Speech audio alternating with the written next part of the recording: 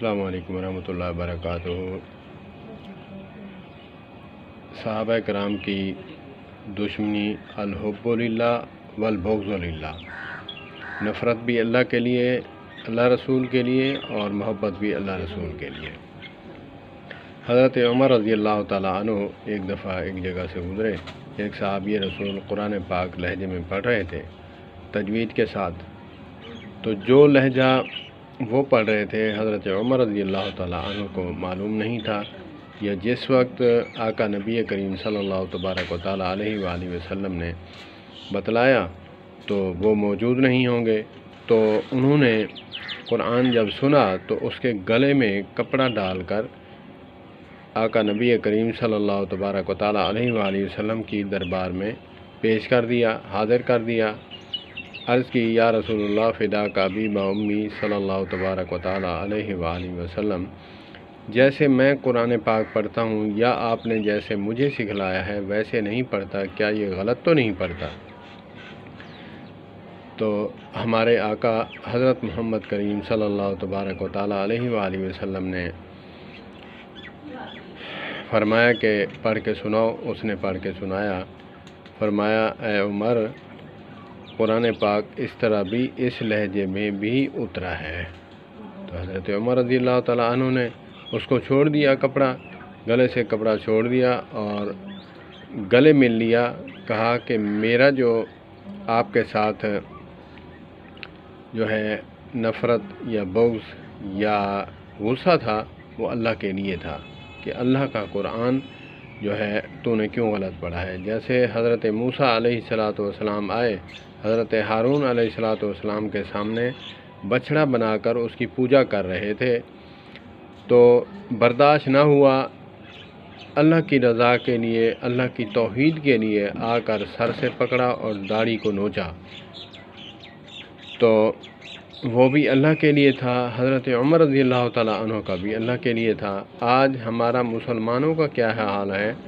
ہم مسلکی تعصب میں آ کر للہیت، رضائے الہی ختم کر دیتے ہیں کہ فلاں مسلک والا اس حدیث پہ عمل کرتا ہے، میں کیوں کروں؟ تو اللہ پاک ہمیں ہدایت عطا فرمائے، مسلکی تعصب سے بچائے۔ والسلام علیکم ورحمۃ اللہ وبرکاتہ۔ یہ نہ سمجھیے گا کہ حضرت عمر رضی اللہ تعالیٰ عنہ کو قرآن پاک کا لہجے کا معلوم نہیں تھا، تو ایسا ہوتا ہے کہ کچھ ٹائم ہر وقت تو صحابہ کرام نبی کریم صلی اللہ علیہ وآلہ وسلم کے ساتھ نہیں تھے، کبھی تبلیغ کے سلسلے میں، جہاد کے سلسلے میں جاتے ہیں، پیچھے احکام اترتے ہیں، تو جو موجود نہیں ان کو تو معلوم نہیں ہے، تو اسی لیے اگرچہ ان کو معلوم نہیں، میں ان کی گستاخی نہیں کرتا، اللہ معاف فرمائے۔ آج مسلک والے کہتے ہیں کہ ہم قرآن و سنت کے قریب ہیں، ہر مسلک والا، باقی جو ہیں قرآن و سنت سے دور ہیں۔ تو بھائی صحابہ کرام رضوان اللہ علیہم اجمعین، ایک صحابی کے پاس نبی مکرم صلی اللہ تبارک و تعالیٰ علیہ وآلہ وسلم کا علماء فرماتے ہیں مکمل دین نہیں، صحابہ ستاروں کی مانند ہیں، صحابہ ستاروں کی مانند ہیں، جس کے پیچھے چلو گے تمہیں راستہ دکھائیں گے۔ وہ راستہ کیسے دکھاتے ہیں؟ اگر کسی صحابی کو کسی مسئلے کا پتہ نہیں تو وہ دوسرے صحابی کے در پر جا کر اس کو دل کی تشفی کرا کے پھر روانہ کرتے ہیں۔ ہماری طرح نہیں ہے، مجھے پتہ تو نہیں، بس بتا دیتا ہوں، بس کا مطلب ہے بیڑا غرق کرے گا، تو نہیں آتا جان چھڑا اپنے سر پہ کیوں بار دیتا ہے؟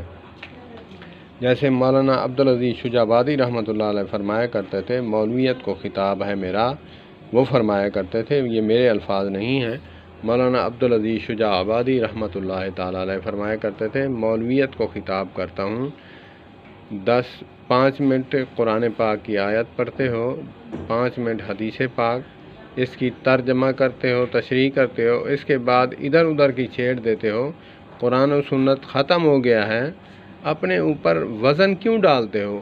سٹیج سے نیچے اتر آؤ۔ تو یہی بات ہے، اللہ پاک عمل کی توفیق عطا فرمائے۔ والسلام علیکم ورحمۃ اللہ وبرکاتہ۔